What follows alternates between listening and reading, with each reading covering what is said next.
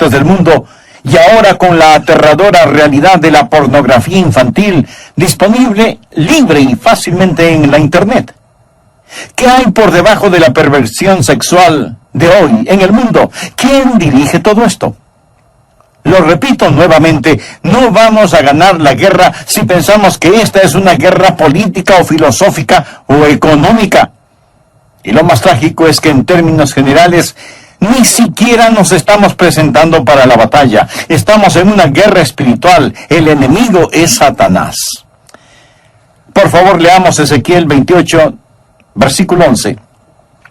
Vino a mí palabra de Jehová diciendo: Hijo de hombre, levanta endecha sobre el rey de Tiro. Existía un antiguo rey, un rey malvado, quien era el gobernador político de aquellos tiempos. Y se le mandó a Ezequiel que le predicara, que le advirtiera y que le dijera las malas noticias en su contra.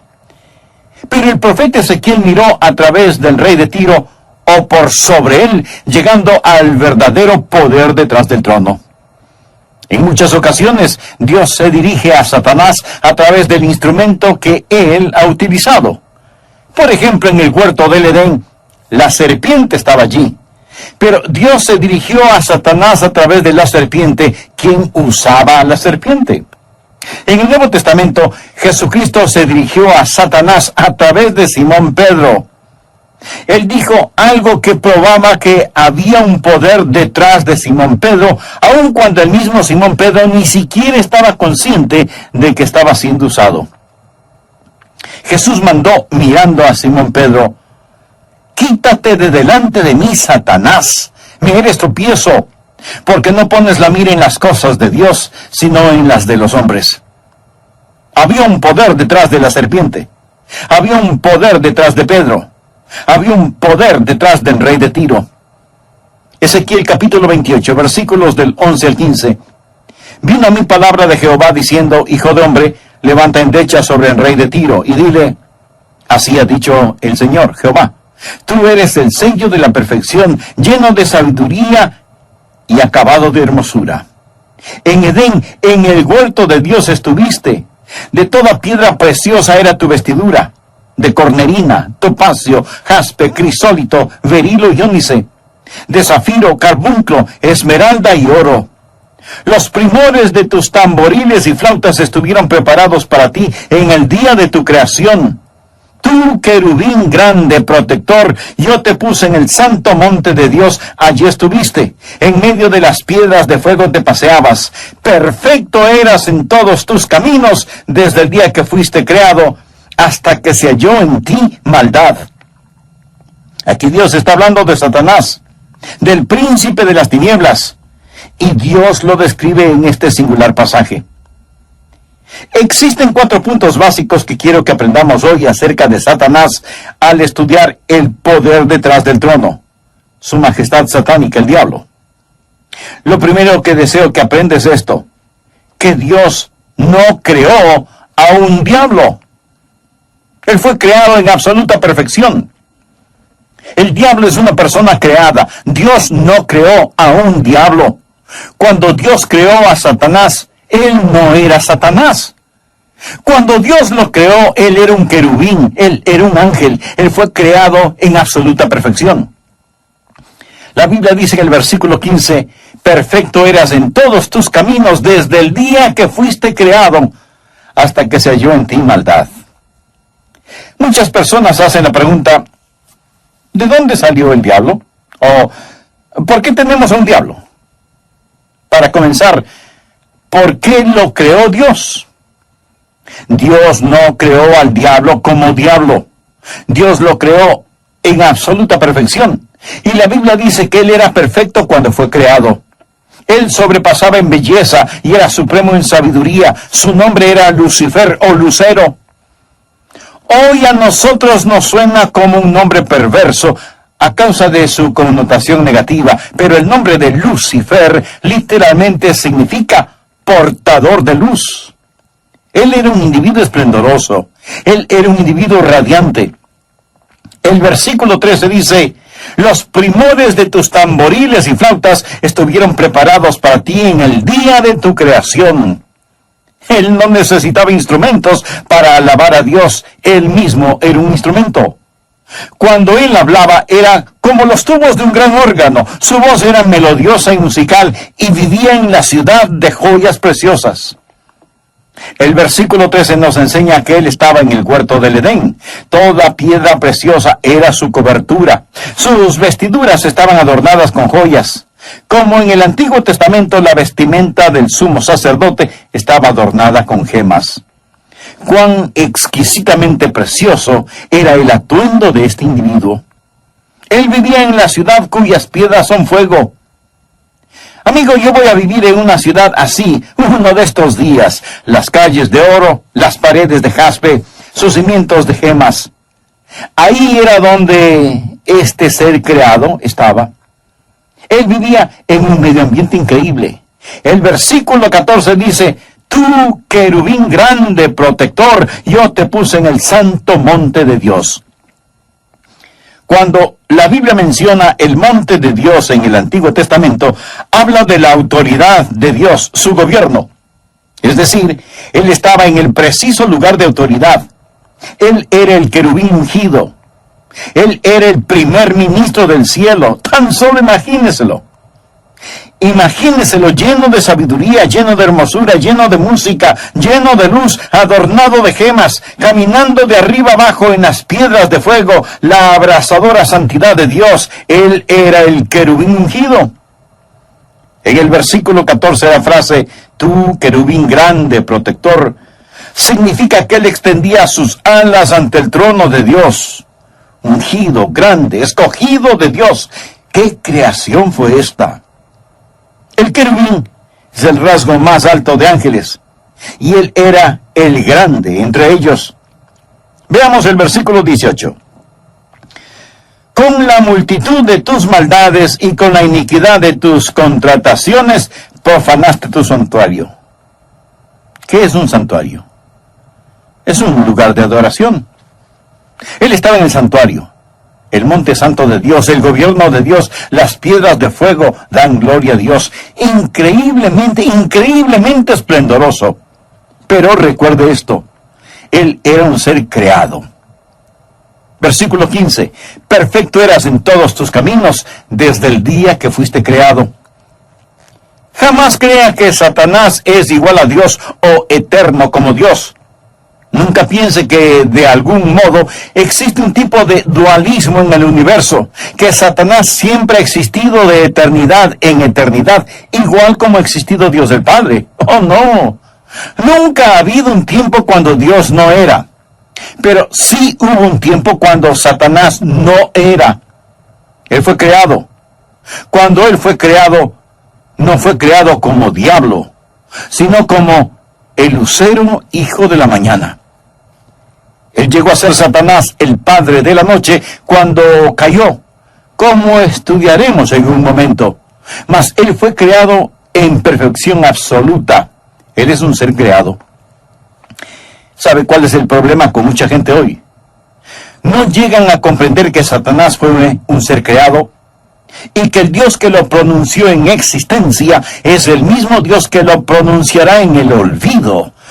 Nosotros hoy no nos preguntamos quién va a ganar, como si hubiese algún tipo de batalla entre dos grandes fuerzas cósmicas. Permítame preguntarle, ¿sabe lo que es un antónimo? Usted sabe lo que es un sinónimo. Eso es una palabra que es muy parecida en su significado a otra, solo que son diferentes palabras. Un antónimo es lo opuesto. Así que juguemos a los antónimos. Yo le voy a dar una palabra y usted me da la respuesta. Por ejemplo, grande, usted dice pequeño. Muy bien. Rico, y usted piensa, pobre. Excelente. Dios. Si dijo diablo o Satanás, cometió un error. Satanás no es lo opuesto de Dios. Satanás no es lo opuesto de Dios porque Dios no tiene opuesto. Dios es único, no existe nadie como Él. Usted no puede tener un opuesto para Dios, mucho menos uno igual. Dios es Dios. Satanás no es lo opuesto de Dios. Satanás es un ser creado. Recuerde esto. Él fue creado en perfección. Número 2. Él fue corrompido por la presunción.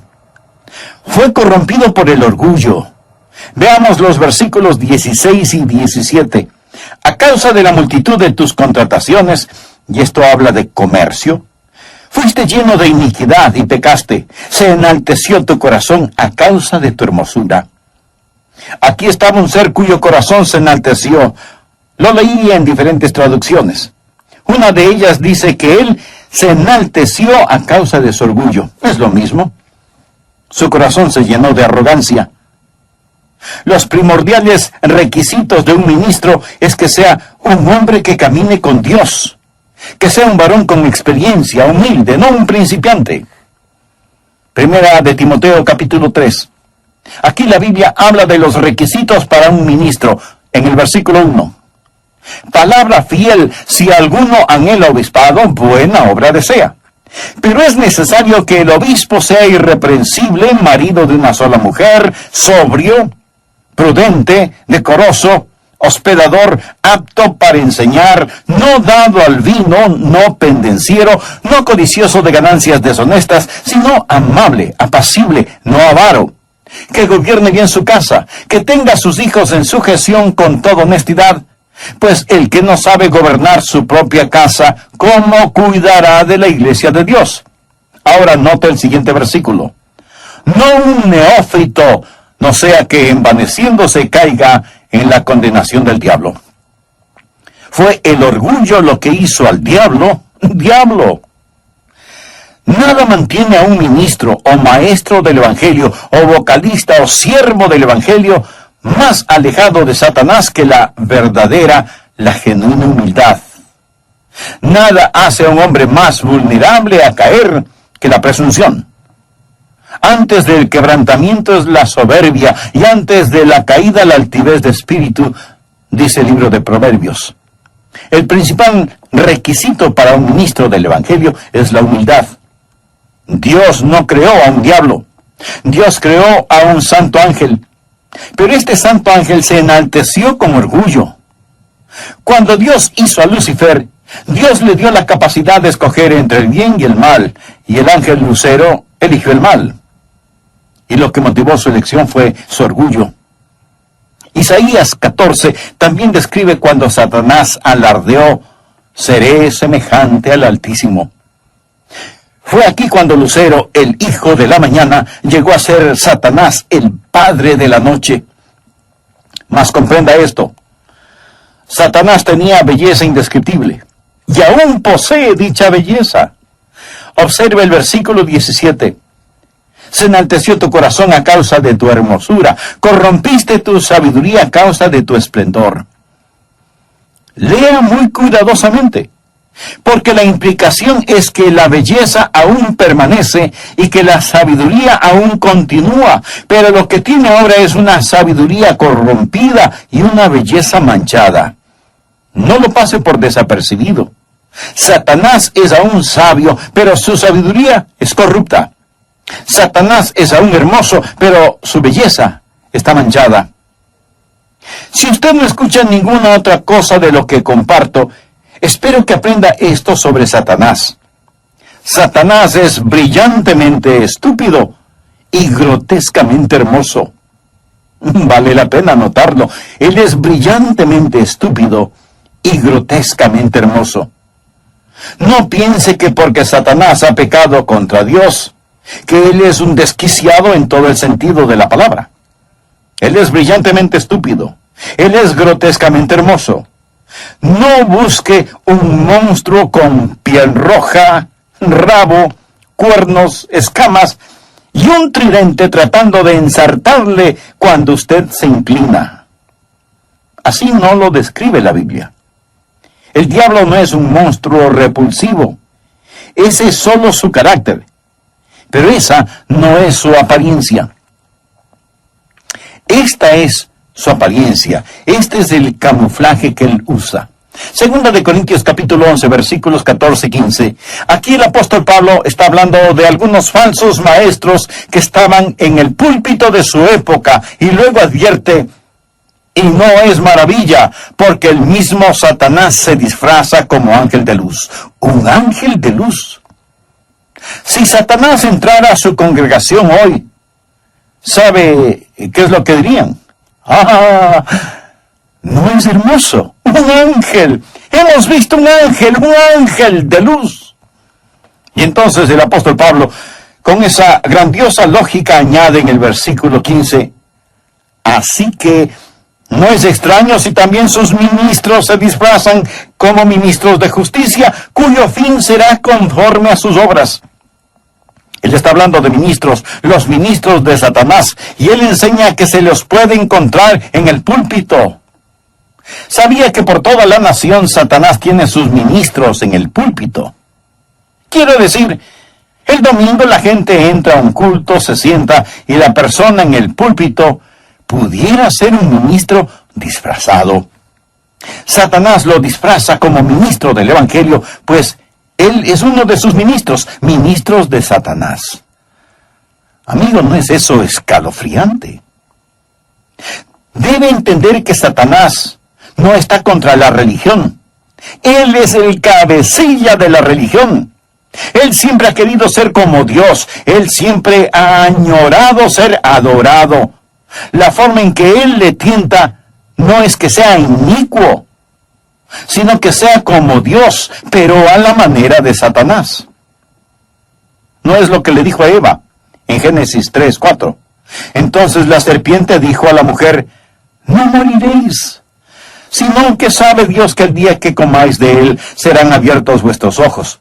Ahora escuche: ¿y seréis como Dios? ¿Serás como quién? Como Dios. No fue una tentación para caer hacia abajo, sino para caer hacia arriba, si es que tal cosa fuera posible.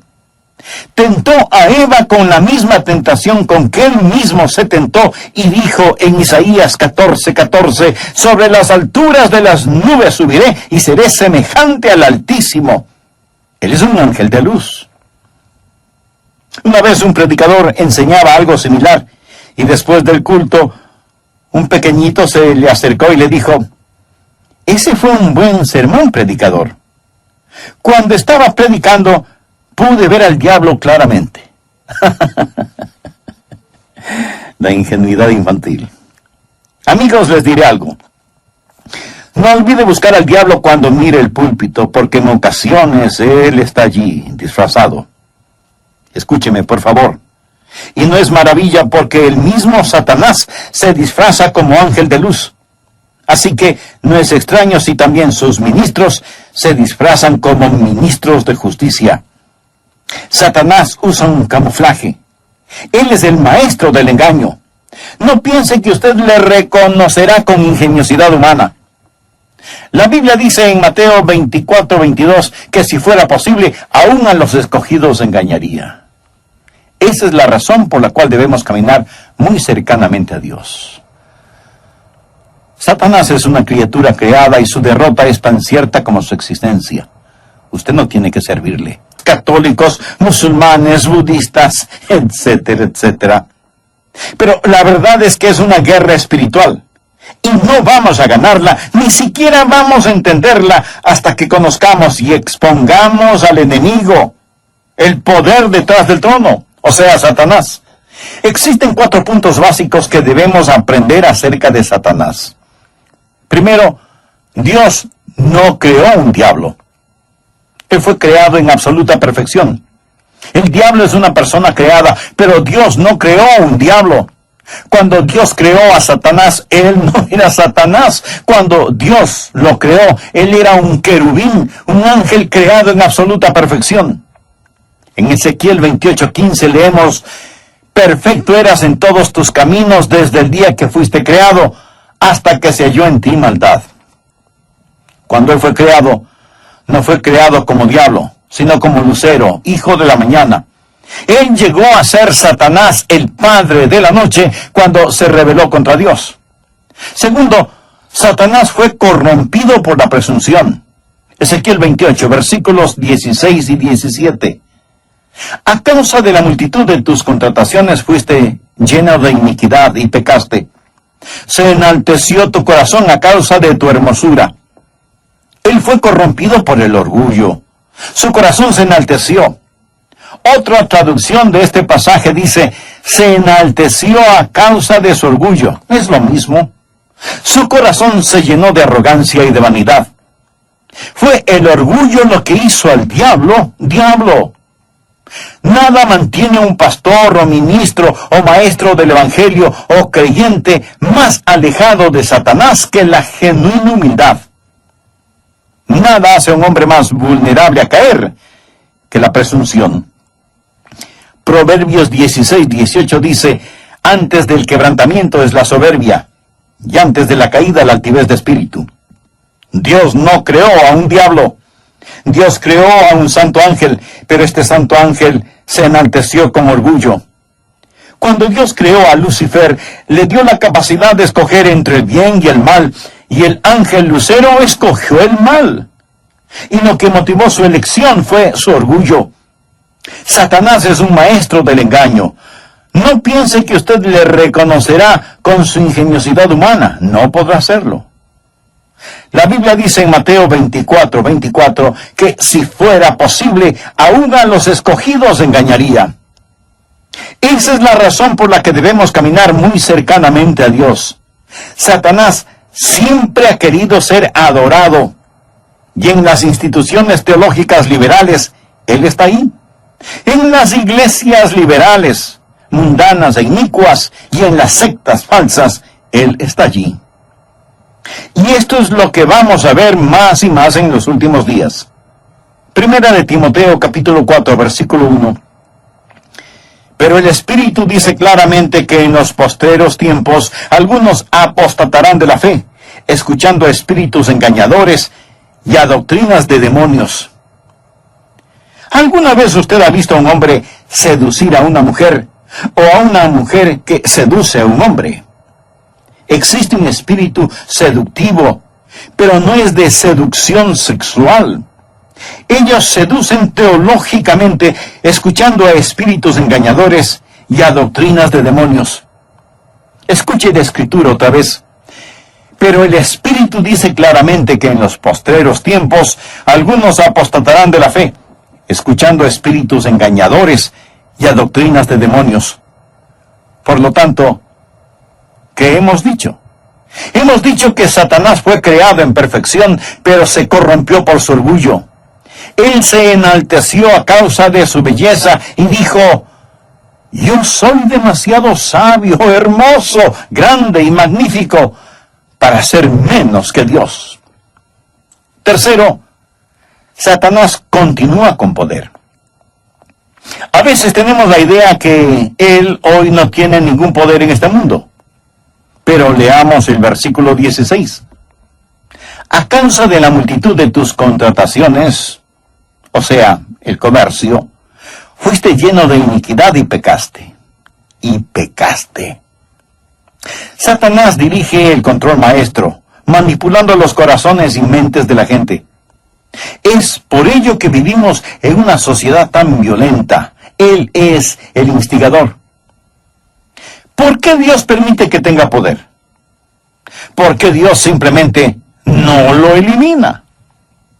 ¿Por qué Dios tan solo no lo destruye? Si Dios hiciera eso, Él no estaría trabajando según su plan, su santidad y su justicia. Dios tiene un plan, y Dios lo está llevando a cabo, y dicho plan está en perfecta sincronización con su santidad. Usted puede encontrar esto en Hebreos capítulo 2, versículo 14. Esto es lo que Hebreos tiene que decir acerca de Satanás y su destrucción. Así que, por cuanto los hijos, está hablando de nosotros, llamándonos los hijos de Dios. Así que, por cuanto los hijos participaron de carne y sangre, esto es, que vivimos en la carne y sangre, o en un cuerpo, Él también, y aquí se refiere a Jesús, Él también participó de lo mismo. Es decir, que Jesús vino en carne y sangre, Dios se encarnó, Él tomó un cuerpo humano para destruir por medio de la muerte al que tenía el imperio de la muerte, esto es, al diablo.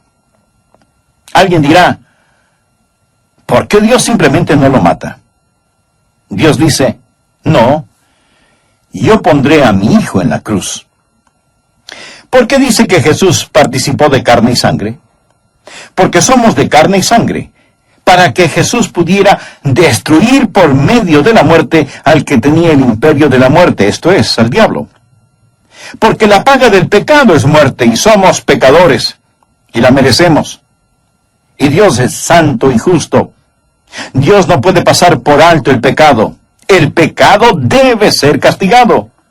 Y si Dios tan solo matara al diablo y nos llevara al cielo sin castigar el pecado, Dios dejaría de ser un Dios santo y justo. El dominio del hombre se perdió legalmente y se recobrará legalmente. Dios dijo, un hombre lo perdió y un hombre lo rescatará.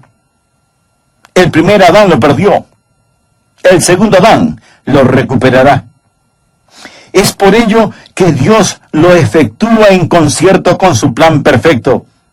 Y la batalla que comenzó en el cielo se ganará aquí sobre la tierra. De hecho, ya fue ganada en el tenebroso Calvario, cuando Jesús sufrió, sangró y murió, y dijo, ahora el príncipe de este mundo será echado fuera. Cuando Jesús murió, le quebró la espina dorsal a Satanás. ¿Sabía que un día usted y yo tendremos parte en juzgar a Satanás? ¿Sabía que un día él tendrá que darnos cuentas? ¿Ha pensado en esto? ¿Sabe? Mucha gente se jacta y dice, yo no le tengo miedo al diablo. Esa no es la gran pregunta. La pregunta importante es, ¿le tiene el diablo miedo a usted? Él debe tenerle miedo.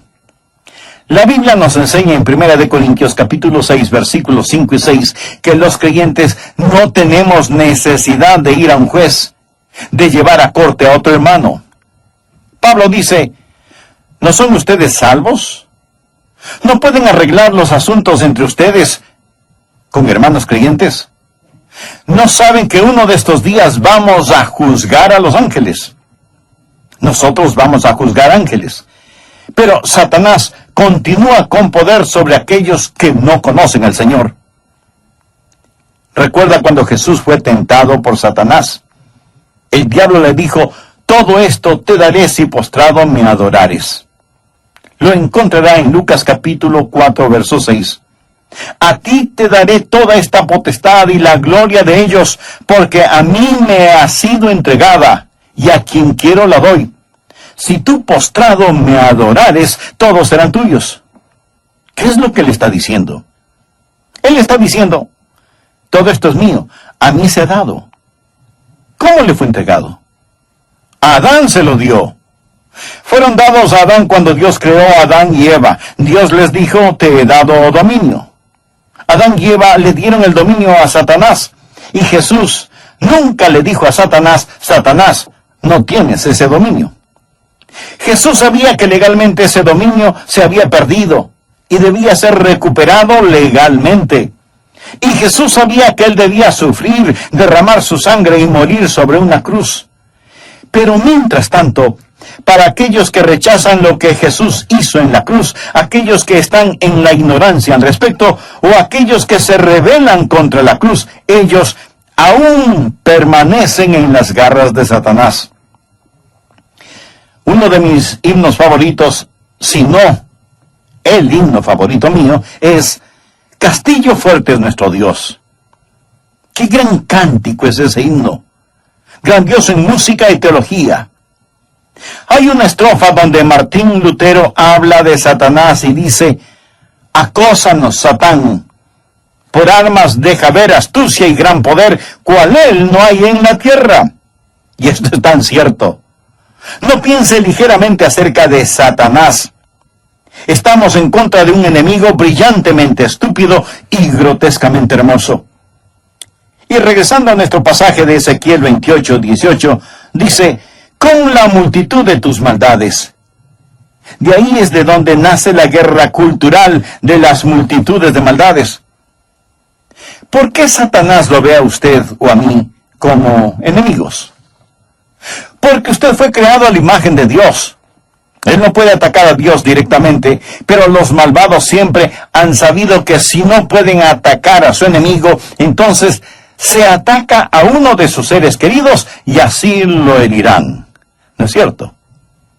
Cuando Satanás lo hiere a usted, es su manera de vengarse de Dios porque no puede atacar a Dios directamente.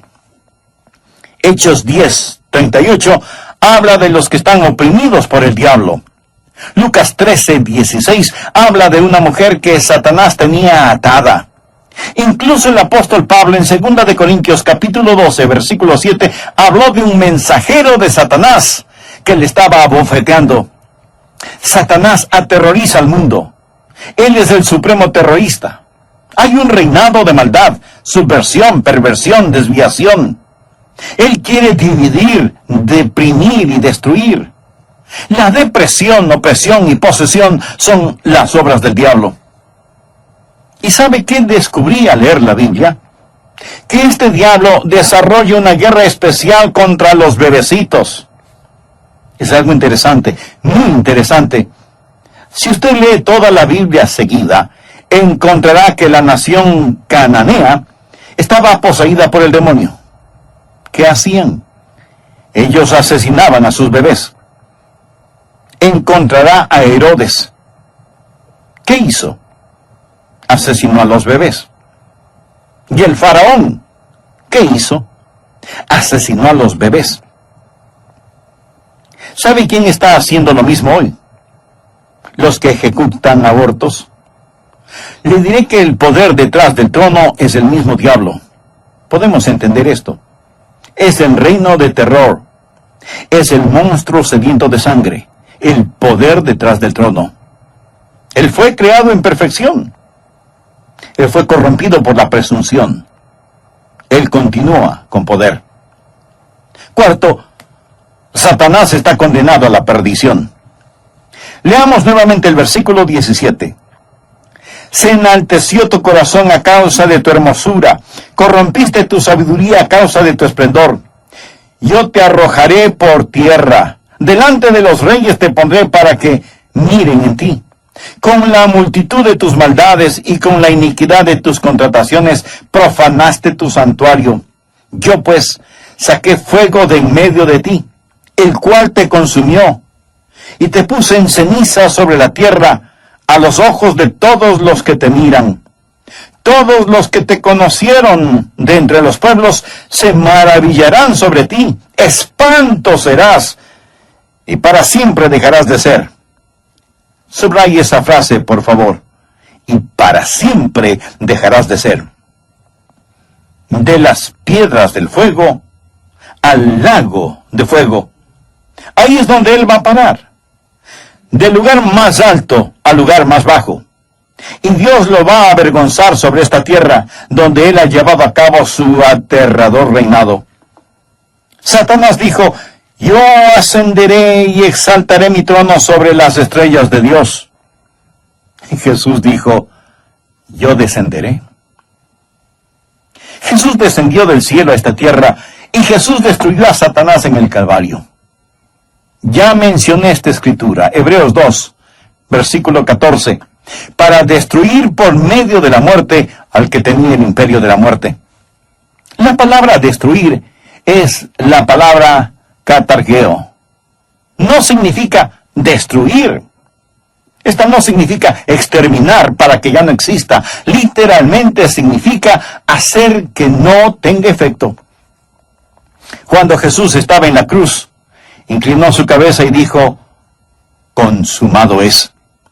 Y las huestes del infierno se regocijaron diciendo, ¡ja, ja, ja, ja! Él está consumado. Pero Jesús no dijo, estoy consumado, o sea, acabado, derrotado, aniquilado. Él dijo, consumado es. ¿Qué está consumado? La deuda del pecado está totalmente pagada, las profecías están cumplidas, el reino de Satanás está extinguido, acabado, Satanás está paralizado, navega en un barco que se hunde, gobierna un dominio condenado.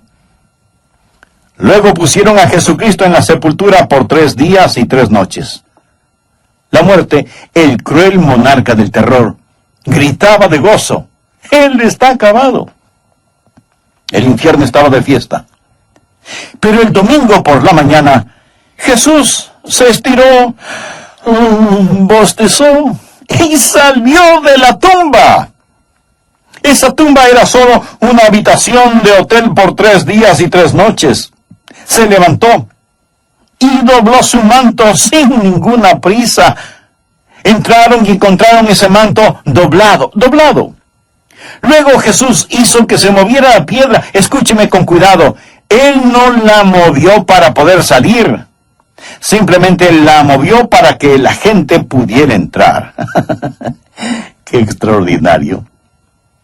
La muerte, ese monarca de terror, ese ministro siniestro de maldad, dirigido por Satanás, ve a Jesús resucitar victorioso.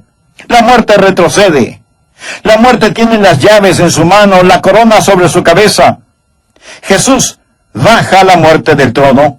Jesús pone sus pulgares en su cuello y estrangula a la muerte. Jesús pone su talón sobre su cuello, le arrebata la corona poniéndosela sobre su cabeza, toma las llaves de la muerte, del infierno y de la tumba y sale de esa sepultura. Amigo, eso está consumado. Satanás está acabado. La muerte y el infierno han sido vencidos por medio de la muerte de Jesús en la cruz, para destruir por medio de la muerte al que tenía el imperio de la muerte, esto es, al diablo. Satanás está destinado para el infierno. Permítame decirle que el infierno no fue creado para usted, fue creado para el diablo y sus ángeles.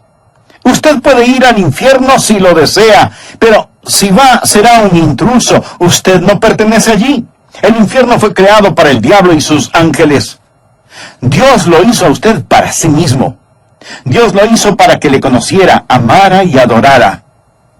Nunca piense que Dios hizo a alguien para que fuera a parar al infierno. Y cuando Jesús regrese, seremos hechos tal y como Él es. ¿Está preparado para una buena noticia? ¿Está listo? Si entrega su corazón a Cristo, si se salva, en la resurrección, cuando usted resucite en la semejanza de Jesucristo, Dios lo va a transformar. Dios le otorgará a usted una posición. ¿Me está escuchando? Una posición mayor que la de Satanás antes de su caída. Recuerde cómo describimos a Satanás. Usted en la resurrección no será hecho mejor que Satanás. Usted será hecho semejante a Jesús. Existen 2 categorías de personas en el mundo de hoy. Aquellos que dicen como Satanás dijo a Dios, no tu voluntad, mas la mía sea hecha. Y los que sinceramente, como Jesús, dicen, no. Llegamos a una encrucijada en nuestras vidas y tenemos que escoger al llegar a esta. Y realmente de lo que quiero hablar es de evangelización, de ganar almas. Hoy quiero hablarle acerca de su alma, porque su alma es de valor infinito. Cuando Dios lo creó, Él lo creó a su imagen. Y usted no puede dejar de existir tal y como Dios mismo no podría dejar de existir. Su alma seguirá interminablemente, eternamente, para siempre. Hoy les hablaré de el valor de un alma. Y le invito a tomar la palabra de Dios y buscar en el Evangelio de Marcos, capítulo 8. En un momento empezaremos a leer en el versículo 35. Pero permítame decirle algo acerca de usted, acerca de su más valiosa posesión, realmente de usted. Su alma humana es de infinito valor. Su alma estará en alguna parte en existencia cuando este mundo se convierta en polvo. Su alma creada a la imagen de Dios vale más que todos los rubíes, diamantes, oro y plata que este mundo tenga que ofrecer, y continuará interminablemente, eternamente, para siempre. Su cuerpo puede morir y puede disolverse, pero su alma entrelazada inseparablemente a su espíritu, nunca jamás dejará de existir. Su alma humana no puede dejar de existir, tal y como Dios mismo no podría dejar de existir, porque usted es creado a su imagen. Usted no tiene un alma, usted es un alma. Usted vive en un cuerpo. La Biblia llama a nuestro cuerpo una morada terrestre. En 2 Corintios capítulo 5, versículo 1. Dios dijo algo acerca de usted cuando Él lo hizo, que no dijo acerca del resto de la creación. Y Él lo creó todo. Pero esto es lo que Él dijo de usted. Él dijo que Él lo creó a su imagen. Y eso es lo que hace al hombre único, distinto a todas las otras criaturas y de todo el resto de su creación. Usted tiene un alma, usted vive en un cuerpo. El problema con muchos de nosotros es que mimamos el cuerpo y descuidamos el alma. Pero suponga que hay un muchacho que se enamora de una muchacha y él no sabe cómo pedirle que se casen. Así que él piensa que si le da un anillo de compromiso, ella entenderá. Así que lleva ese anillo bellamente envuelto, y dentro de la envoltura va la caja de terciopelo forrada en su interior de raso, y el precioso anillo de compromiso está allí. Él se lo da a su novia, a su enamorada, y le dice: mira esto y dime qué piensas. Así que regresa después esperando que ella le diga sí. Y él le pregunta: ¿y qué pensaste acerca de mi regalito? Oh, le respondió ella, es hermoso, me fascina. Y ella saca la cajita. Ella dice: mira qué hermosa caja, mira la bisagra, nota el brochecito que tiene, toca la suavidad del terciopelo y mira cuán suave es el forro, mire ese raso. El preocupado le pregunta: sí, pero ¿y qué de lo que estaba adentro? Y ella le contesta: oh, ¿te refieres al pedazo de alambre y de vidrio? Pues lo boté. Pero esta es una caja maravillosa. Muchísimas gracias. Mis amigos, permítame decirle que hay personas que son así. No entienden que el cuerpo es la caja, el alma es el anillo, es el diamante. Mimamos la caja, acariciamos la caja, alimentamos la caja, le damos descanso a la caja y descuidamos el diamante que está dentro. Deseo que vea lo que el Señor Jesús dijo acerca de su alma. Por favor, leamos Marcos capítulo 8, versículo 35. Dice así la Escritura: porque todo el que quiera salvar su vida la perderá, y todo el que pierda su vida por causa de mí y del Evangelio la salvará. Porque ¿qué aprovechará el hombre si ganara todo el mundo y perdiere su alma? ¿O qué recompensa dará el hombre por su alma? Porque el que se avergonzare de mí y de mis palabras en esta generación adúltera y pecadora, el Hijo del Hombre se avergonzará también de él, cuando venga en la gloria de su Padre con los santos ángeles. Jesús está diciendo: aquí tiene una lastimosa y mala propuesta. Si un hombre trata de intercambiar su alma por todo este mundo, esa es una mala propuesta. Deseo que piense primero acerca del tesoro fabuloso. El tesoro fabuloso, es decir, su alma humana. ¿Qué hace que un alma tenga tanto valor? ¿Le gustaría saber cuánto vale usted? ¿Quiere saber por qué un alma vale más que todas las acciones, los bonos, los edificios, las bienes raíces, las escuelas y las industrias puestas juntas?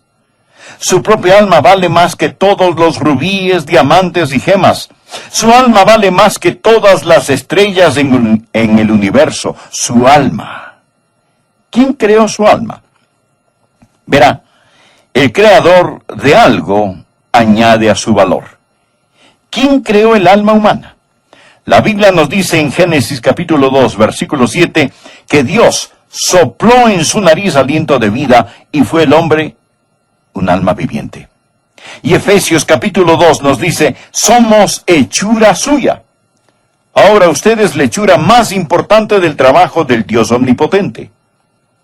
Picasso pintaba, y sus obras se venderían por millones de dólares debido a la creatividad de Picasso. He estado en el Museo del Louvre en París. para ver la Mona Lisa, famoso cuadro. Y muy francamente, no me impresionó mucho, pero evidentemente vale tanto debido a quien la pintó. Usted es la hechura del Dios omnipotente. Usted es la obra extraordinaria del ingenio creativo de Dios. Usted es la última obra maestra creativa del Dios omnipotente. Somos su hechura, su creatividad. Piense en sí mismo, amigo. Usted ha sido hecho a mano por Dios. Eso es lo que hace que su alma valga tanto. Permítame decirle la segunda cosa. No solo la creatividad que ha sido puesta en su alma, sino la potencialidad que está en su alma. Verá, una cosa vale no solo por lo que es, sino también por lo que puede ser. Usted un día puede ser transformado a semejanza de Jesucristo. ¿Lo cree? Un día usted puede llegar a ser como Jesucristo. Ese es el potencial que existe en usted. Sentado en su asiento hay 3 personas. No una, sino 3 personas. La persona que usted es ahora, la persona que puede llegar a ser si continúa yendo en la misma dirección, que va hasta finalmente acabar en el infierno, y la persona que usted podría ser si entrega su corazón a Jesucristo y le permite que le transforme por su gracia gloriosa. Este es el potencial que hay en un alma humana. Ahora no quiero que solo pensemos acerca de este fabuloso tesoro, su alma, sino también quiero que pensemos acerca de una transacción fatua, tonta, inservible. Por favor, leamos el versículo 36, porque ¿qué aprovechará el hombre si ganare todo el mundo y perdiere su alma? ¿O qué recompensa dará el hombre por su alma? Note, esta es una transacción fatua, tonta. Jesús el Maestro es quien habla. Él está hablando acerca de un hombre que apuesta su alma con la vana esperanza de ganarse el mundo. Usted no puede ganarse el mundo. Y si se lo ganara, usted no puede dejárselo. Y voy a decirle algo más. Si usted pudiera ganárselo, y si usted pudiera dejárselo, nunca le satisfacería. Nunca le satisfacería. Es por eso que es tan pésima esa oferta. Usted fue hecho para Dios. Dios lo creó para que le conociera, le amara y le agradara a Él. Ni los placeres ni las posesiones pueden satisfacer. La filosofía no puede satisfacer. Dios lo creó para Él. Dios creó al pájaro para volar en el cielo. Dios creó al pez para nadar en el mar. Dios le creó a usted para que le conociera y le amara. Por lo tanto, su elemento es Dios. Y si no lo conoce, usted va a estar como una clavija redonda en un agujero cuadrado. O va a ser como un pez en un árbol, o como un pájaro bajo el agua. Dios lo creó para Él. En Él vivimos, nos movemos y tenemos nuestro ser. Este mundo no puede satisfacerlo. No piense que un día podrá salirse del infierno y entrar al cielo. No. Ya que existe un gran abismo y estará allí cuando usted esté en el día del juicio. Y será demasiado tarde cuando usted esté ante el juicio y esté suplicando por misericordia, porque no habrá misericordia allí. Si usted quiere misericordia, usted puede obtenerla, pero debe recibirla en esta vida. La Biblia dice, está establecido para los hombres que mueran una sola vez, y después de esto, el juicio. Y usted estará de pie ante Dios, y el ángel registrador estará allí. Y usted no tendrá a Jesús ni tendrá la salvación. Sus pecados no serán perdonados. Y ese ángel dirá, ¿qué escribo? Con un corazón destrozado, Dios dirá, escribe, perdido, para siempre, sin esperanza. Amigos, esa es una pérdida irreversible. Ezequiel capítulo 18, versículo 4, nos dice, he aquí que todas las almas son mías. Como el alma del Padre, así el alma del Hijo es mía. El alma que pecare, esa morirá. Pero no solo es una pérdida irreversible, Si usted pierde su alma, es una pérdida incalculable, una pérdida incalculable. Todas las riquezas del mundo no pueden compararse con el valor de su alma. Además, es una pérdida irreemplazable. Si usted pierde otras cosas, puede reemplazarlas. Hemos perdido cosas y las hemos reemplazado. Pero usted no puede reemplazar su alma. No existe ni sustituto ni reemplazo para su alma.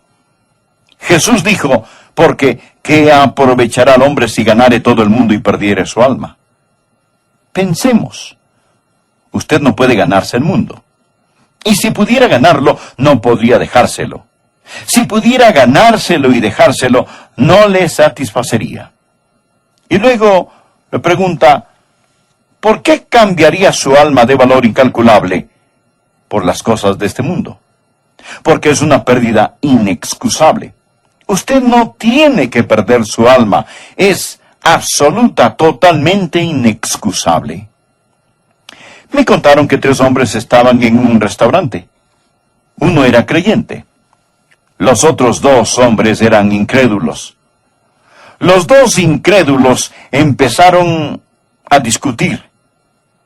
Y un no creyente puso su dedo en la cara del otro no creyente, que sin Cristo se dirigía rumbo al infierno, y le gritó, ¡vete al infierno!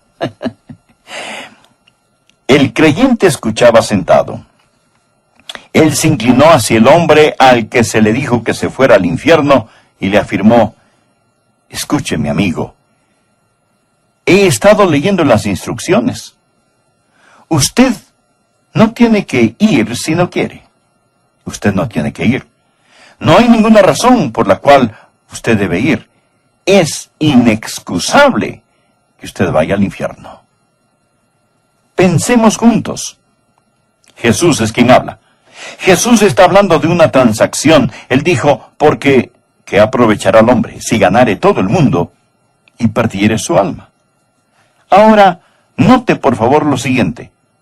¿O qué recompensa dará el hombre por su alma? Pensemos juntos.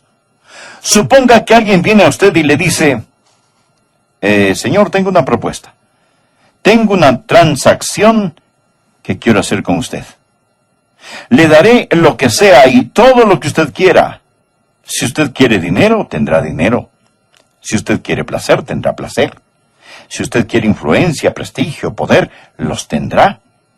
Pero a cambio quiero algo de usted.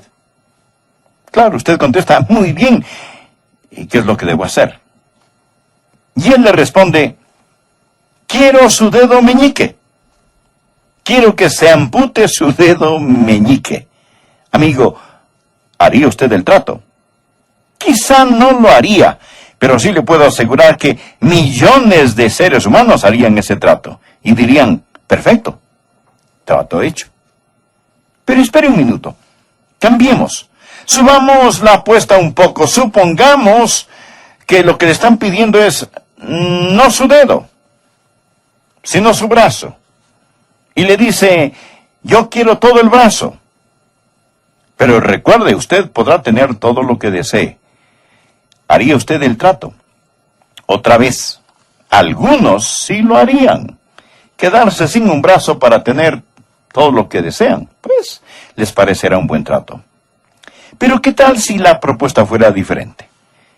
Y le dijeran, quiero sus ojos.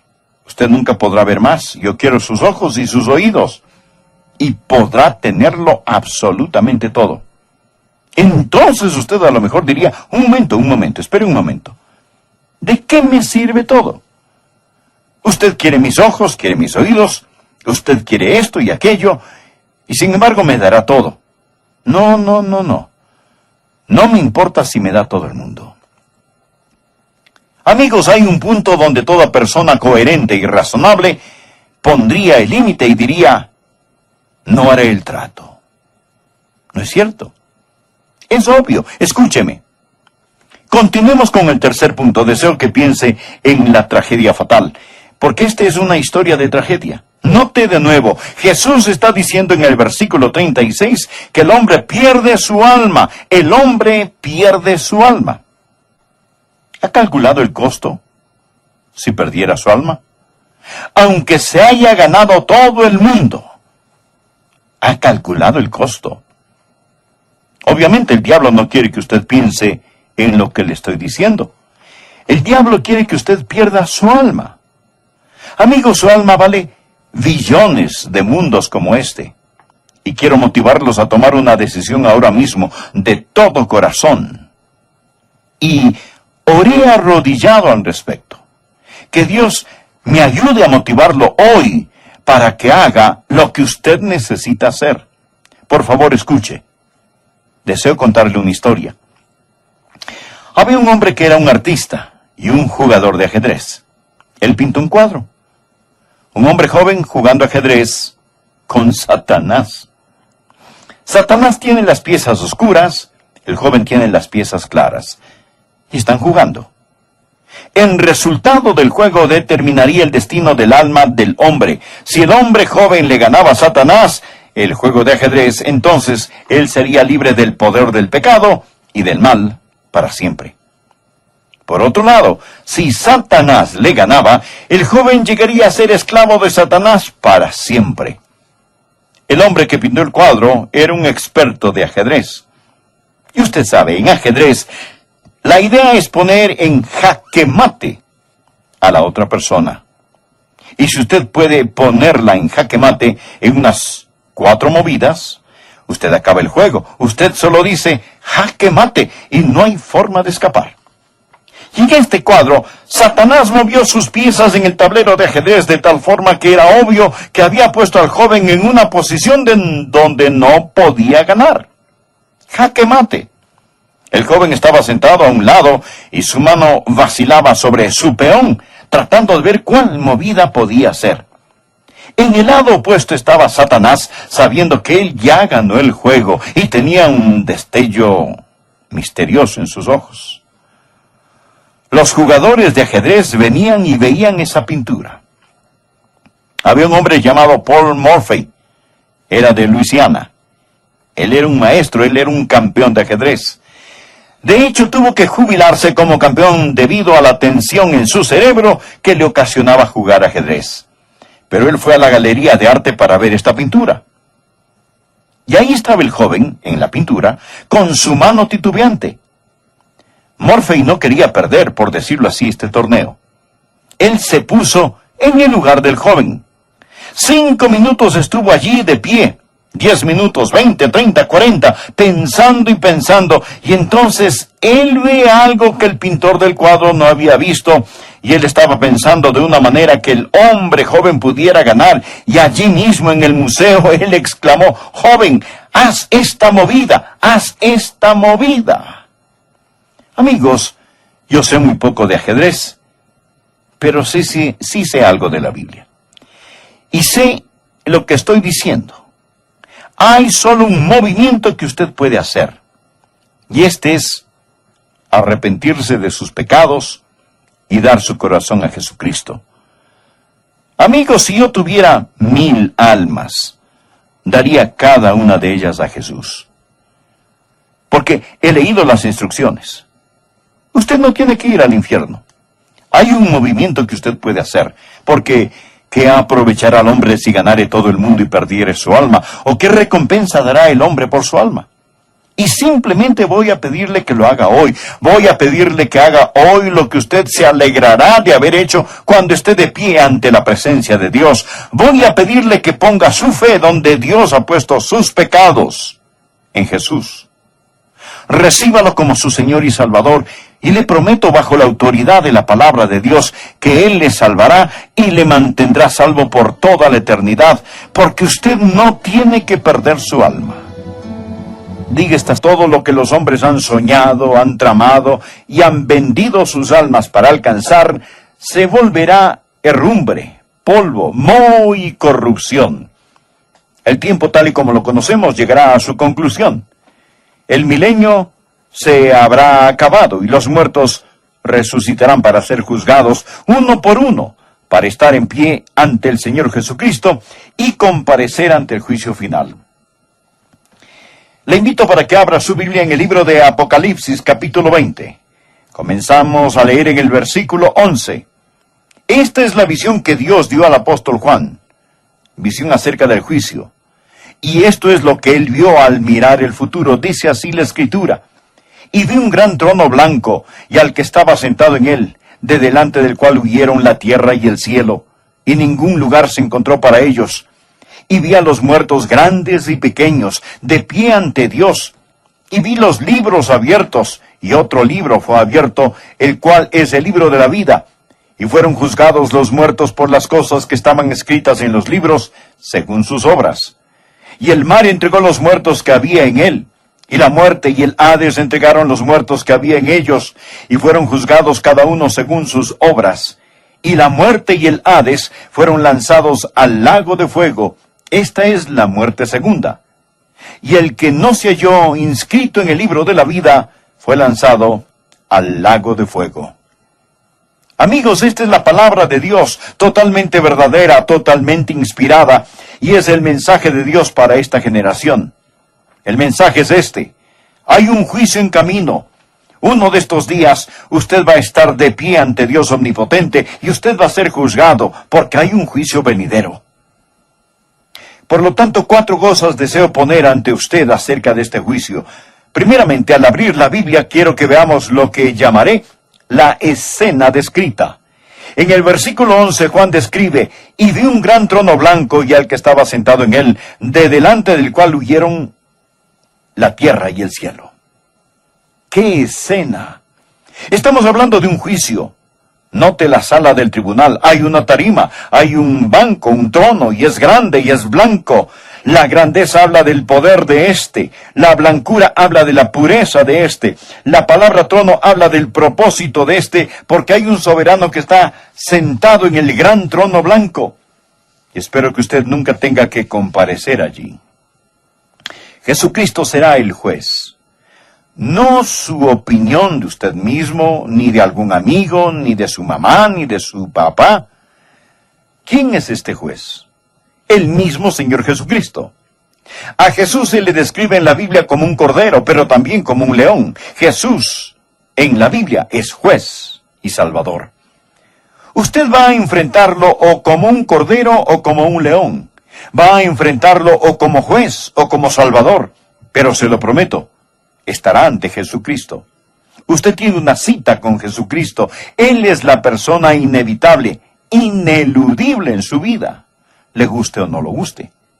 Usted pudo haberlo maldecido, se pudo haber burlado de él, pudo haberlo ignorado, debatido, pero un día, se lo prometo bajo la autoridad de la palabra de Dios, que usted va a encontrarse cara a cara con Jesucristo. Bien, ya vimos la descripción de Jesucristo en el libro de Apocalipsis. Esto está casi al final del libro, pero permítame mostrarle cómo se le describe en los primeros capítulos del libro: al que se sienta sobre el trono. Y entonces usted va a entender por qué Él es tan imponente, tan aterrador, que incluso los cielos y la tierra huyen de su presencia. Apocalipsis capítulo 1, empezando por favor en el versículo 13, el apóstol Juan tiene una visión. Él ve a Cristo exaltado, y esto es lo que él escribió: y en medio de los 7 candeleros, a uno semejante al Hijo del Hombre, vestido de una ropa que llegaba hasta los pies, y ceñido por el pecho con un cinto de oro. Su cabeza y sus cabellos eran blancos como blanca lana, como nieve, sus ojos como llama de fuego, y sus pies semejantes al bronce bruñido, refulgentes como en un horno, y su voz como estruendo de muchas aguas. Tenía en su diestra 7 estrellas. De su boca salía una espada aguda de 2 filos, y su rostro era como el sol cuando resplandece en su fuerza. Ese, mi amigo, es el que se sienta sobre el trono. Él viste las túnicas reales de un rey y de un juez. Su pelo blanco como la lana habla de su pureza absoluta. Sus ojos como llamas de fuego significan no solo lo que él ve, sino lo que él ve a través de usted. Él conoce todo acerca de usted. La Biblia dice: y no hay cosa creada que no sea manifiesta en su presencia. Antes bien, todas las cosas están desnudas y abiertas a los ojos de aquel a quien tenemos que dar cuenta. Él no puede ser engañado, ni desacreditado, ni se puede discutir con él. Sus pies son como bronce fino. Bronce en la Biblia es un símbolo de juicio. Él va a juzgar implacablemente. Él es imparable. Su voz es como estruendo de muchas aguas. Cuando habla es como si uno escuchara el rugir de 100 cataratas. Todo en lo que el hombre ha dependido desaparecerá. Nos perturbamos si la tierra tiembla o hay un terremoto. Decimos, es un sentimiento raro. Estoy acostumbrado a que la tierra esté sólida. Amigo, no habrá nada sólido. La tierra, los cielos huirán. Adán huyó para esconderse de Dios entre los árboles del huerto. No habrá ningún huerto donde esconderse. Esto es lo primero que quiero que vea, y grábeselo en su corazón, amigo, porque esto no es ficción. Dice la palabra, y vi un gran trono blanco, y al que estaba sentado en él, de delante del cual huyeron la tierra y el cielo. Lo segundo que quiero que usted vea, no solo deseo que vea la escena descrita, sino también la entrega de la citación, porque Dios va a mandar una citación para reunir a aquellos que serán juzgados. Miren los versículos 12 y 13. El apóstol Juan dijo, y vi a los muertos grandes y pequeños de pie ante Dios, y los libros fueron abiertos. Ahora, adelantémonos al versículo 13. Y el mar entregó los muertos que había en él, y la muerte y el Hades entregaron los muertos que había en ellos y fueron juzgados. Subraye eso, por favor. Cuando Dios mande sus citaciones, Él no tiene que conseguir una extradición de la muerte, ni el infierno. Cuando Él dice, vengan, entonces todos tienen que venir. Y note los que van a ser convocados a este juicio. Note a los citados. Él dijo, y vi a los muertos grandes y pequeños de pie ante Dios, y los libros fueron abiertos. No sé cuán insignificante usted piensa que es, o cuán poderoso se imagina que sea, sin Jesucristo. Se lo garantizo con la palabra de Dios, que uno de estos días, sea usted un individuo grande o un individuo pequeño, afluente o mendigo, famoso o desconocido, usted va a estar de pie ante Dios. Y usted dirá, bueno, ¿es justo que Dios permita que alguien que nunca oyó el Evangelio muera y vaya al infierno? ¿Son ellos salvos, pastor, si nunca oyeron? Pienso que una pregunta más grande ¿es usted salvo si usted no quiere compartirles? No, la Biblia enseña que sin Jesucristo van a ser juzgados, pero no serán juzgados de la misma manera que usted va a ser juzgado.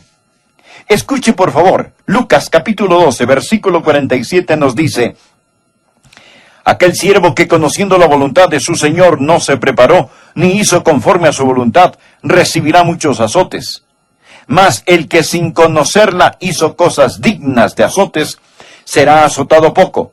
Porque a todo aquel a quien se haya dado mucho, mucho se le demandará. Usted está escuchando la palabra de Dios. Usted ha escuchado que Jesús salva. Usted oirá a alguien con las lágrimas en sus ojos rogarle, implorarle que usted venga a los pies de Jesús. Amigos, y aquellos que nunca escucharon van a comparecer y ser juzgados. ¿Qué le va a pasar a usted? ¿Qué le va a pasar a usted? A usted que conocía la voluntad de su amo y no la hizo. Note cuándo da la citación y los lugares de los que serán llamados. Él continúa.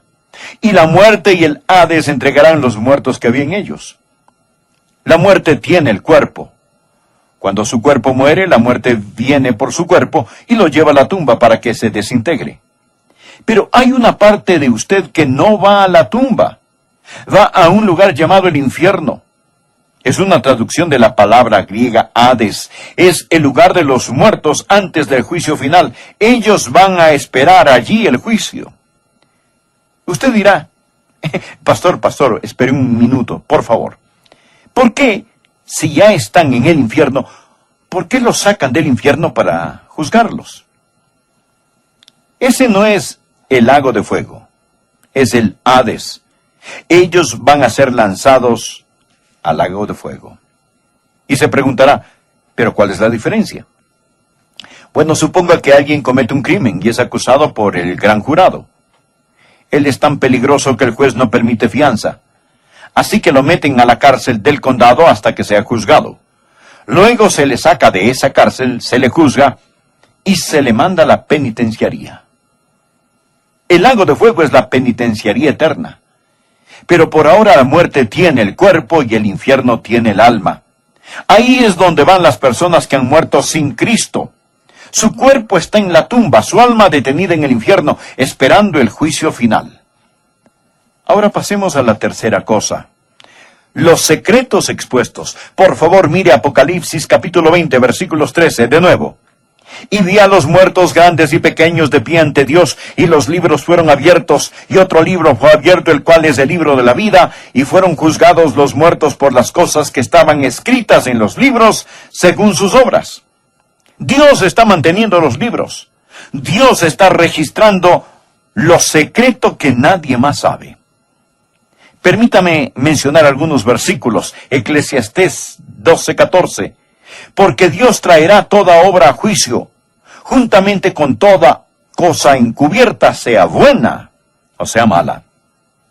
Romanos capítulo 2, versículo 16. En el día en que Dios juzgará por Jesucristo los secretos de los hombres. Verá, existen cosas confidenciales, cosas que nadie sabe, cosas que su madre y su padre no saben, cosas que su esposo o esposa no saben, cosas que sus hijos no saben, cosas quizás que usted mismo ha olvidado, tratando de sacar de su conciencia, pensando que quizás el estatuto de limitaciones los borrará todos. Y hemos vivido lo suficiente como para endurecernos hacia esas cosas particulares, pero Dios mantiene los libros al día. Yo tenía un amigo a quien estaban criticando y le pregunté, ¿cómo te sientes al ser criticado? Él dijo, solo doy gracias a Dios que no saben más. Solo doy gracias a Dios que no saben más, pero Dios lo conoce todo. Secretos que se han reprimido, secretos que se han registrado, Dios los conoce todos. Bien, prosigamos con la última cosa, y esta es la sentencia determinada. La sentencia determinada, porque existe una sentencia. La sentencia va a ser determinada. Note lo que él dice aquí. Y fueron juzgados cada uno según sus obras. Versículo 13. Y la muerte y el Hades fueron lanzados al lago de fuego. Esta es la muerte segunda. Y el que no se halló inscrito en el libro de la vida fue lanzado al lago de fuego. Varias cosas que quiero decir acerca de esta sentencia. Primero, quiero que vea la certeza de la sentencia. Ellos fueron juzgados. Usted no va a poder sobornar a este juez. Ningún abogado mañoso, ninguna persona astuta podrá sacarlo de este lío. Dios jura por sí mismo que usted será juzgado. Permítame darle una de las escrituras más aterradoras en la Biblia. Romanos 14, versículos 11 y 12. Porque escrito está, vivo yo, dice el Señor, que ante mí se doblará toda rodilla y toda lengua confesará a Dios, de manera que cada uno de nosotros dará cuenta a Dios por sí mismo. Dios jura por sí mismo que usted va a ser juzgado, pero no solo piense en la certeza de esto, sino en la severidad de la sentencia. La Biblia dice que ellos van a ser juzgados según sus obras. Ahora usted no se salva por obras, se salva por medio de la gracia, pero es juzgado por sus obras. Usted será juzgado por sus obras. Eso significa que no habrá misericordia. Amigos, ¿me están escuchando? No piensen erróneamente que cuando mueran estarán ante Dios y apelarán a la misericordia de la corte, porque no habrá misericordia. Mas, si quiere misericordia, cuando usted oye la predicación del Evangelio y rechaza el Evangelio, no tenga el descaro, la osadía de comparecer ante Dios en el juicio y suplicarle, Dios, ten misericordia de mí. Permítame darle otra cita. Hebreos 10, versículos 28 al 31. El que viola la ley de Moisés, por el testimonio de 2 o 3 testigos mueren irremisiblemente. ¿Cuánto mayor castigo pensáis que merecerá el que pisoteare al Hijo de Dios y tuviere por inmunda la sangre del pacto en la cual fue santificado e hiciere afrenta al Espíritu de gracia? Pues conocemos al que dijo, mía es la venganza, yo daré el pago, dice el Señor. Y otra vez, el Señor juzgará a su pueblo. Horrenda cosa es caer en manos del Dios vivo. Lo que él está diciendo es esto: si aquellos que desprecian la ley mosaica del Antiguo Testamento serán juzgados sin misericordia, ¿de cuánto mayor castigo, más severo castigo será digno aquel que ha hecho esto? El que ha ridiculizado a Jesús, ha pisoteado bajo sus pies la preciosa sangre de Jesucristo, que ha despreciado al Espíritu de gracia. ¿Me escucha? Le estoy predicando acerca del Señor Jesucristo. El Espíritu Santo de Dios está hablándole a su corazón, y usted, después de este mensaje, estará o bajo la sangre de Cristo, recibiendo el perdón de sus pecados, o sobre la sangre de Cristo, pisoteando la sangre de Jesús bajo sus pies. Y cuando usted hace eso, si usted dice, yo no quiero a Dios, no quiero a Cristo, no quiero ser salvo, no quiero el Espíritu Santo, usted desprecia al Espíritu de gracia y no llegará al juicio, y ahí sí suplicará por misericordia, y no le servirá de nada. La Biblia dice, está establecido para los hombres que mueran una sola vez y después de esto el juicio. Allí no habla nada de misericordia. Usted va a ser juzgado según sus obras. Todo juicio tiene tres partes. Primero se presenta la evidencia. Los libros se abren. ¿Y cuál es la evidencia? Sus obras. Toda mentira, toda maldición, todo robo, toda cana que le sacó a su padre, toda arruga que puso en la frente de su padre, toda infidelidad.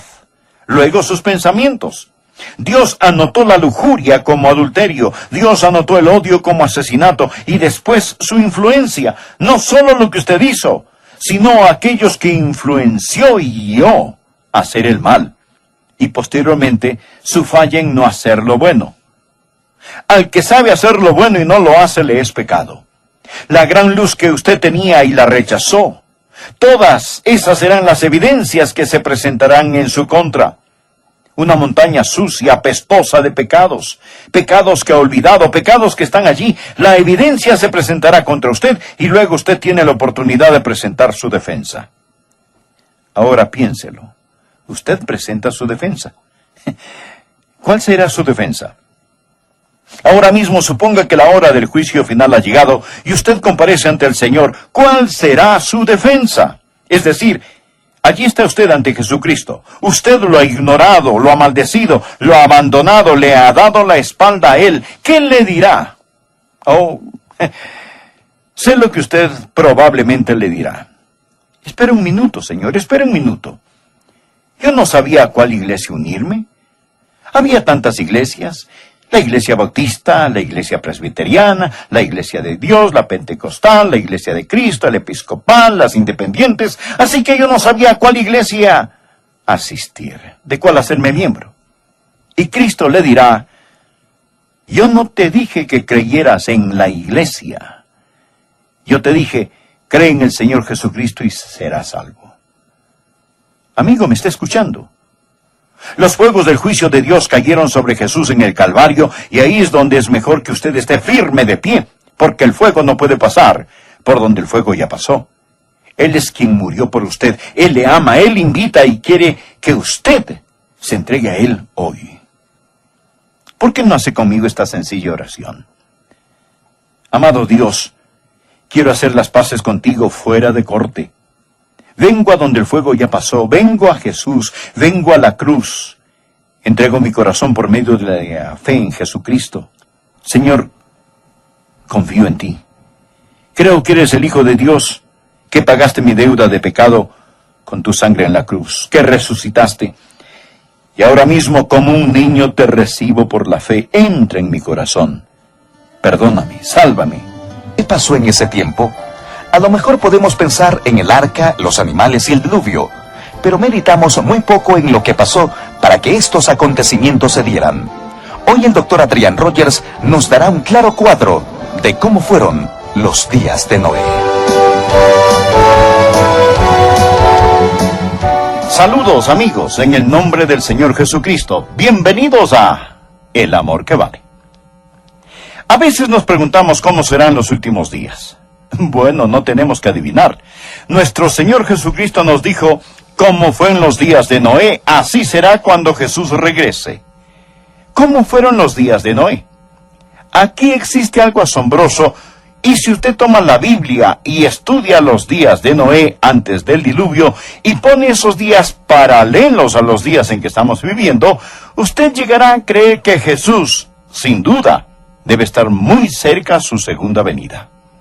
Le invito a abrir su Biblia en Génesis, el primer capítulo, o más bien los primeros capítulos. Y seleccionaremos algunos versículos de estos capítulos que muestran cómo eran los días de Noé. Y luego vamos a aplicar los días de Noé a nuestros días y entenderemos por qué estos tiempos están listos para el regreso del Señor Jesucristo.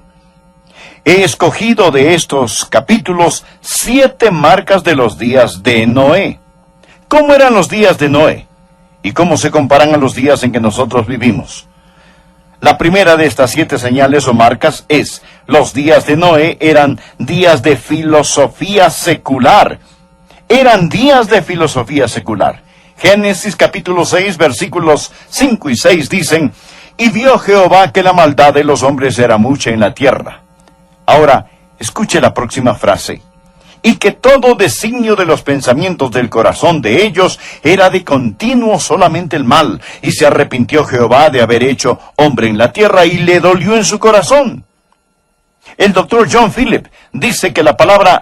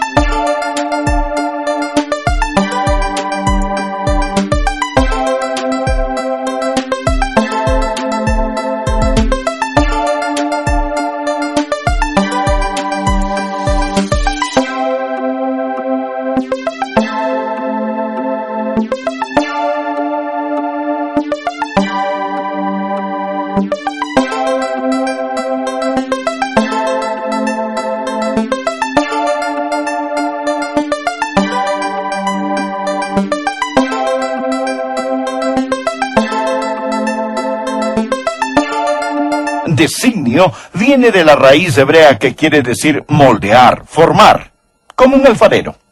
De hecho, ellos estaban tratando de moldear la sociedad por medio de la filosofía. El doctor Phillips comenta: los hombres formaron filosofías malévolas, apoyaron causas asquerosas, pusieron de moda pecados detestables y se esforzaron para ajustar la sociedad a su molde. Hoy las filosofías de la nadadora atormenta.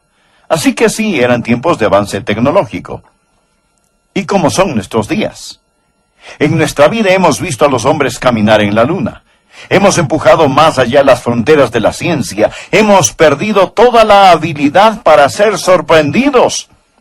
Ahora traveseamos con la ingeniería genética que posee toda clase de potencialidad imponente y al mismo tiempo aterradora. Los científicos tratan de alterar y manipular la genética del hombre. La tercera marca en los días de Noé es que eran días de plagas sociales. Ellos no habían alcanzado la utopía. No habían tomado este conocimiento científico y lo habían convertido en algo bueno. Note en Génesis capítulo 6, empezando en el versículo 11, que dice: y se corrompió la tierra delante de Dios, y estaba la tierra llena de violencia. Y miró Dios la tierra, y he aquí que estaba corrompida, porque toda carne había corrompido su camino sobre la tierra. Dijo pues Dios a Noé: he decidido el fin de todo ser, porque la tierra está llena de violencia a causa de ellos, y he aquí que yo los destruiré con la tierra. Los días de Noé fueron días de gran violencia. Amigos, vivimos en una época donde hay guerras pequeñas y grandes, rebeliones y levantamientos por todas partes, secuestros, guerrillas, sobreabundancia de asesinatos innecesarios y ataques.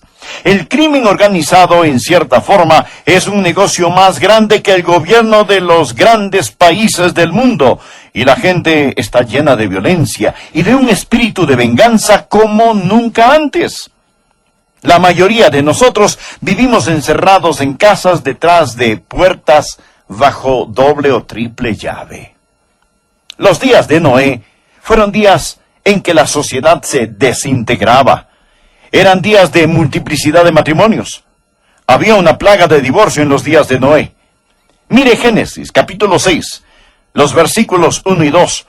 Aconteció que cuando comenzaron los hombres a multiplicarse sobre la faz de la tierra, y les nacieron hijas, que viendo los hijos de Dios que las hijas de los hombres eran hermosas, tomaron para sí mujeres, escogiendo entre todas.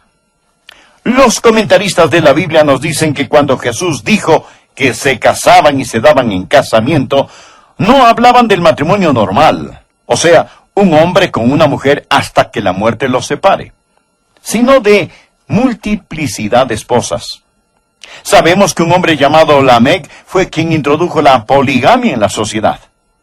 En Génesis capítulo 4, versículo 19 leemos, y Lamec tomó para sí 2 mujeres. El nombre de una fue Ada, y el nombre de la otra, Sila. Dios quiere un hombre para una mujer hasta que la muerte los separe. Cuando yo era adolescente, el divorcio era inusual, y más bien era una marca de vergüenza. Hoy vemos tanto crimen juvenil, y mucho es el resultado de los hogares destrozados. ¿Y qué del aborto?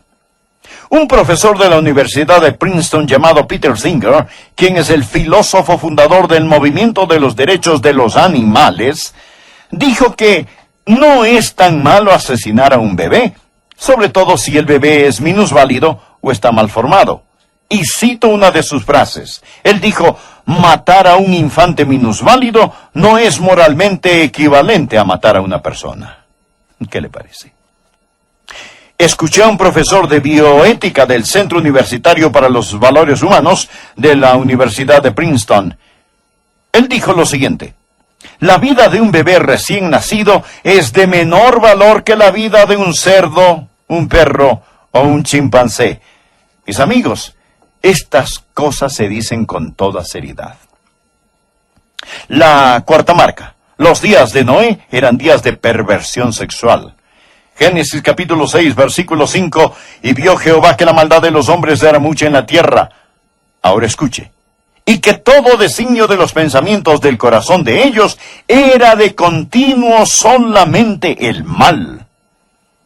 Este versículo no menciona lo que era ese mal, o cuán repugnantes eran esos designios. Pero Jesús nos da más detalles al respecto. Lucas capítulo 17. Jesús de nuevo habla de los días de Noé, pero hace algo muy interesante. Él compara los días de Noé con los días de Lot, y nos muestra que en los días de Noé hubo una revolución sexual, y fueron días de gran perversión sexual. Lucas 17, del versículo 26 en adelante, dicen lo siguiente. Jesús dijo, como fue en los días de Noé, así también será en los días del Hijo del Hombre. Comían, bebían, se casaban y se daban en casamiento, hasta el día en que entró Noé en el arca y vino el diluvio y los destruyó a todos. Asimismo, y ojalá usted subraye lo siguiente, asimismo como sucedió en los días de Lot, comían, bebían, compraban, vendían, plantaban, edificaban. Mas el día en que Lot salió de Sodoma, llovió del cielo fuego y azufre, y los destruyó a todos. Así será el día en que el Hijo del Hombre se manifieste. Lot era un habitante de la ciudad de Sodoma. La ciudad de Sodoma es la ciudad de donde salió la palabra sodomía, que habla de perversión sexual, la perversión de los sodomitas. ¿Qué piensa Dios de este pecado? Anote estos versículos en el margen. Levítico 20, versículo 13. Si alguno se ayuntare, o sea, si alguno se acuesta con varón, como con mujer, abominación hicieron, ambos han de ser muertos, sobre ellos será su sangre. Esa era la economía del Antiguo Testamento bajo una teocracia. La pena de muerte hoy no se permite por este pecado, pero da a conocer el sentir y el pensar de Dios. Él dice que es una abominación. Anote el siguiente versículo, Romanos 1, versículo 27. Y de igual modo también los hombres, dejando el uso natural de la mujer, se encendieron en su lascivia unos con otros, cometiendo hechos vergonzosos, hombres con hombres. Ahora, por favor, preste atención a la próxima frase. Y recibiendo en sí mismos la retribución debida a su extravío. La Biblia de las Américas dice, recibiendo el castigo correspondiente a su extravío. A veces las personas preguntan, ¿es el SIDA, por ejemplo, el juicio de Dios? Bien, usted debe tener cuidado cuando contesta, porque algunos niños tienen SIDA. Algunos hemofílicos contraen el SIDA.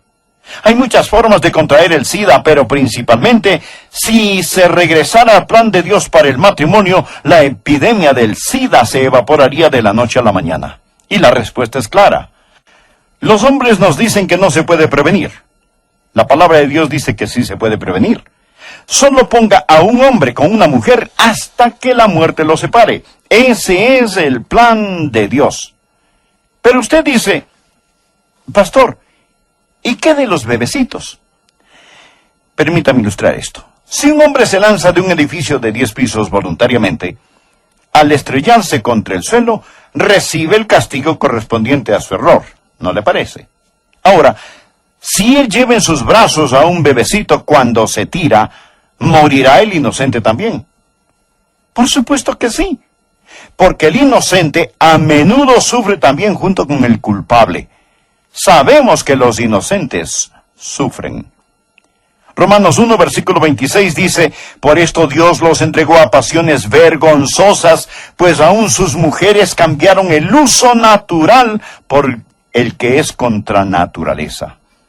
¿Qué hace Dios cuando la gente empieza a justificar este tipo de pecados? Dios solo dice,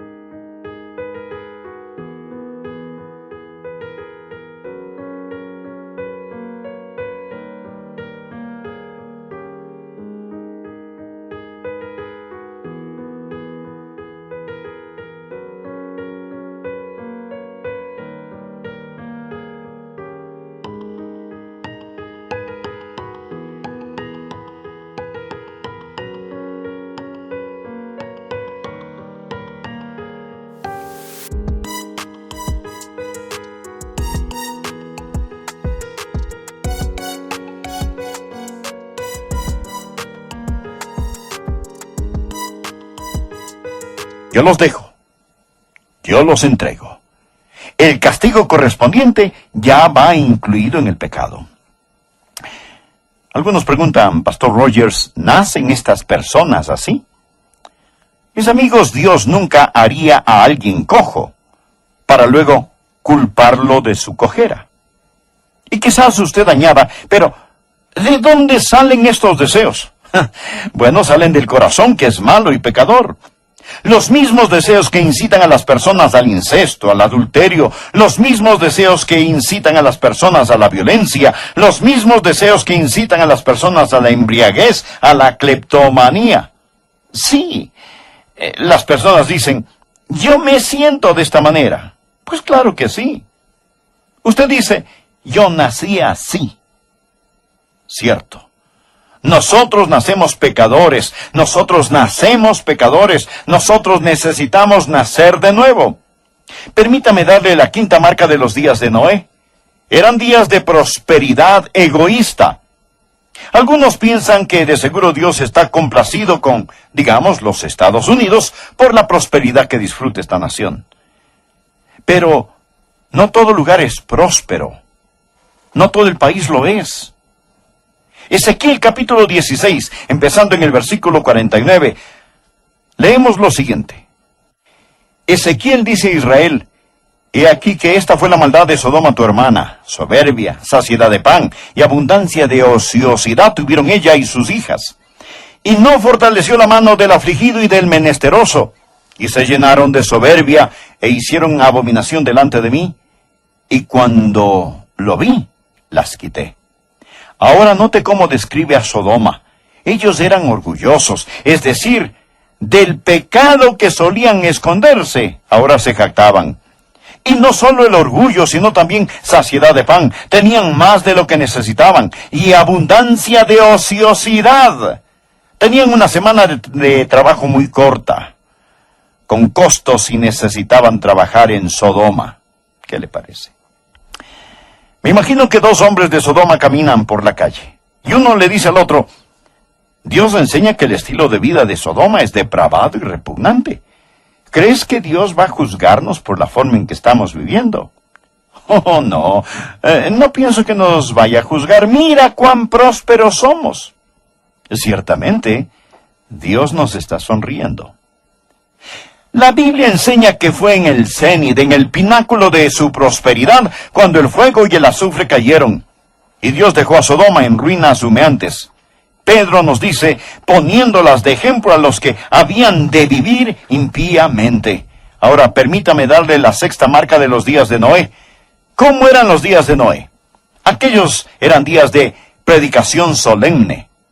Dios nunca envía juicio sin dar primero una advertencia. En Génesis capítulo 6, versículo 13 dijo: